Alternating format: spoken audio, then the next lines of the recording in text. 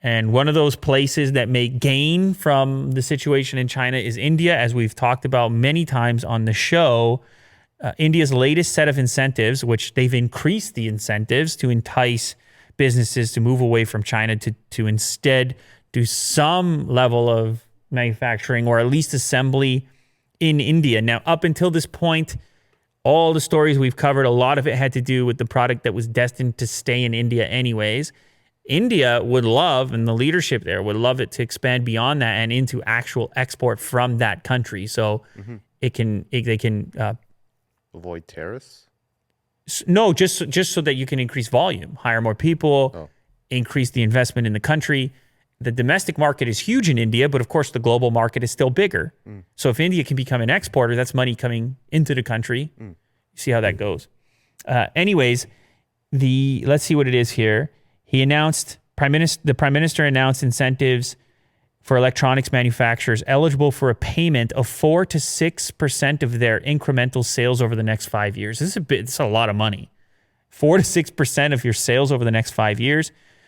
The result, 24 companies pledged $1.5 billion of investments to set up phone factories in the country. I mean, that's real money. 4 to 6% of your sales over 5 years. Besides Samsung, those that have shown interest are Han High Precision, that's also known as Foxconn, Wistron, and Pegatron.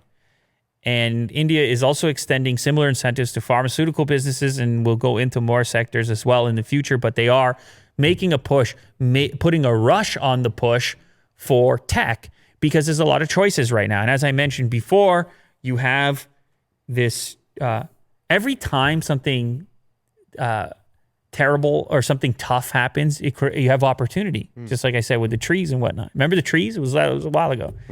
The forest.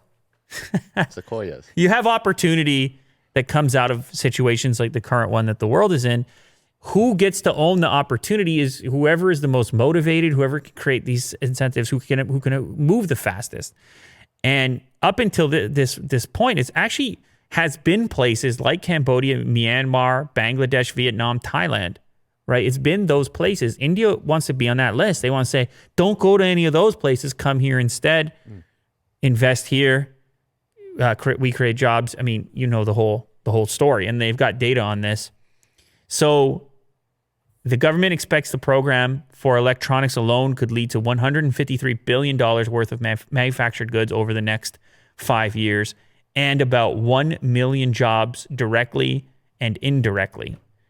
You see how this works? Well, you just incentivize business just with money. That's it. Sheer dollar value. You just put a number on it. You say, look, you invest here, you get 4% back. It's like a dividend. Yeah. It's like a cash back credit card. It's a nice injection of cash. You just spend your money here instead, and here's the money you're going to get back. I mean, you still got to do all the operational stuff, but they probably know that if you invest here, it's going to be tough to pull out, right? You're going to have this enormous facility.